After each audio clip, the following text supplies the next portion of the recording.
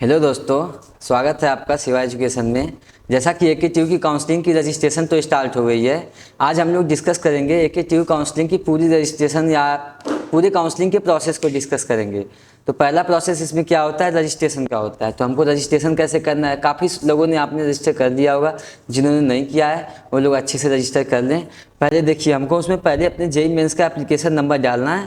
पहले JEE mains का application number डालना है और उसमें पासवर्ड डालना है। उसके बाद यहाँ से फिल करने के बाद डिटेल्स हमको आगे बढ़ जाना है।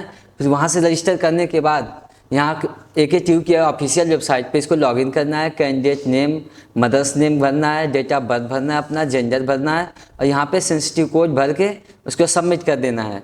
इसको सबमिट करने के बाद आगे बढ़ जाना है। यहाँ पे हमारी जो पर्सनल डिटेल्स हैं, फ़ोन नंबर हो गया, ईमेल आईडी हो गई, इन सब चीज़ों को भरने के बाद अपना एक पासवर्ड क्रिएट करना है काउंसलिंग के लिए। पासवर्ड क्रिएट करने के बाद सबमिट कर देना है। सबमिट पर क्लिक करने के बाद इसको नेक्स्ट कर देना है। उसके बाद OTP आएगी, OTP अपने वेरीफाई कर देना है हमको। फिर सिक्योरिटी पिन डाल के इसको वेरीफाई एंड फाइनल सबमिट। और ये फाइनल सबमिट करने से पहले एक बार रीचेक कर लेना है। एक बार रीचेक करने से क्या हो जाएगा कि आपकी क्योंकि कोई भी डिटेल्स आपकी एडिट नहीं किया जा सकता अगर फाइनल सबमिट करने के बाद। इसको फाइनल सबमिट करके फिर अगले स्टेप पे बढ़ जाना है। अगले स्टेप क्या करना है, इसका सबसे पहला स्टेप यही हो गया कि आपको पहले इसको लॉगिन करना है, फिर इसमें डिटेल्स भरनी है अपनी। उसके बाद अगला क्या प्रोसेस है, अगला क्या हमको डॉक्यूमेंट्स जो है अपलोड करनी है। जितनी भी डॉक्यूमेंट्स हमको चाहिए, डॉक्यूमेंट्स की लिस्ट हमने अभी आगे आपको बता रखा है। पहले सारे डॉक्यूमेंट्स अपलोड करने हैं। फिर उसके बाद AKTU काउंसलिंग की जो फीस होती है आपकी 1000 रुपीज़, 1000 रुपीज़ काउंसलिंग फ़ी आपको पे करनी पड़ेगी। फी पे करने के बाद हमको आगे बढ़ जाना है। फिर उसके बाद अपनी चॉइसेस फिल करनी है। तो देखिए AKTU में लगभग 700 कॉलेजेस हैं, प्राइवेट एंड गवर्नमेंट कॉलेजेस को लेके। तो इन 700 कॉलेज में आपको चॉइसेस बहुत केयरफुली फिल करनी है। अगर आपकी रैंक कितनी भी ख़राब है, अगर आप गवर्नमेंट जाना चाहते हैं कॉलेज वर्सेस ब्रांच में, अगर ब्रांच प्रेफर करते हैं, आपकी रैंक ख़राब है तो आपको प्राइवेट ही जाना पड़ेगा। कॉलेज जाना चाहते हैं तो आप उम्मीद बनाए रखिएगा, क्योंकि 700 कॉलेजेस हैं, इसमें मैक्सिमम अच्छे खासे कॉलेजेस जो हैं गवर्नमेंट भी हैं। इसमें आप IIT लखनऊ पहले आप टॉप कॉलेज ले सकते हैं। फिर दूसरे पे आपको KNIT सुल्तानपुर मिल जाएगी और तीसरा उसके बाद आ जाता है आपका BIT झांसी आ जाएगा। चौथे पे आप लखनऊ यूनिवर्सिटी को कंसीडर कर सकते हैं। और उसके बाद कई सारे UP गवर्नमेंट के राजकीय कॉलेजेज हैं जो आपको आप BTech अब कराने लगे हैं, तो राजकीय कॉलेजेज भी प्रेफर कर सकते हैं।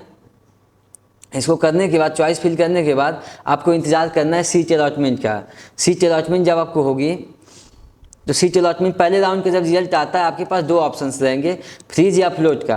अगर आपको वो सीट चाहिए, आप उस संतुष्ट हैं अपनी उस सीट को लेके, तो उसको आप फ्रीज कर देंगे ऑप्शन को।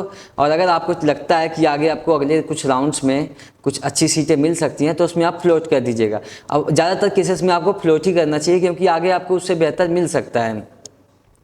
अगर आप एक राउंड, दो राउंड, चाहे जिस राउंड में आप उसको अगर पकड़ते हैं सीट को, तो उसके लिए कंफर्मेशन फ़ी पे करनी पड़ेगी, जो कि फीस आपकी SC कैटेगरी के लिए, SC कैटेगरी के लिए वो अराउंड आपको हो जाती है 12,000 रुपये। और वहीं general other OBC other candidate के लिए जो है वो 20,000 रुपये सीट कंफर्मेशन फ़ीस है। अगर आप सीट एक्सेप्ट करते हैं तो आपको 20,000 रुपये पे करने पड़ेंगे। और एक इन्फॉर्मेशन और है, डॉक्यूमेंट वेरिफिकेशन के लिए आपको कौन कौन से डॉक्यूमेंट्स चाहिए होते हैं।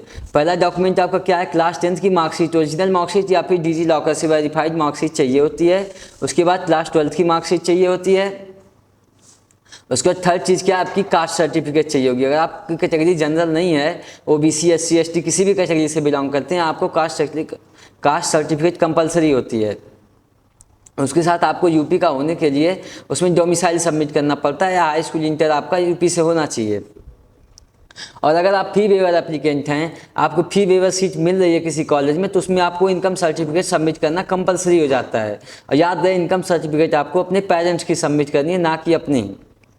नहीं तो आप आगे चल के प्रॉब्लम में फंस सकते हैं, जैसे स्कॉलरशिप के भी प्रॉब्लम्स में फंस सकते हैं।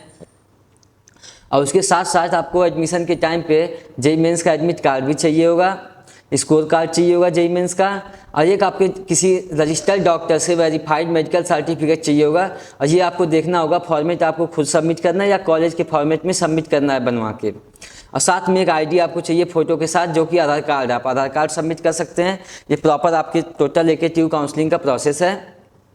अगर आपको इससे रिलेटेड कोई भी क्वेरी हो तो आप बेहिचक अपना स्टूडेंट पोर्टल पे पूछ सकते हैं। और अगर आप ड्रॉप लेने की सोच रहे हैं तो सेवा एजुकेशन आपके लिए फ्री यूट्यूब कोर्स ला रहा है आरंभ नाम से, तो आप वहाँ पे आराम से फ्री तैयारी कर सकते हैं, ड्रॉप ले सकते हैं, कोई चिंता की विषय नहीं है। अगर आपको किसी भी तरह की कोई भी क्वेरी है तो सेवा एजुकेशन के स्टूडेंट हेल्पलाइन नंबर पर कॉल कर सकते हैं। Thank you.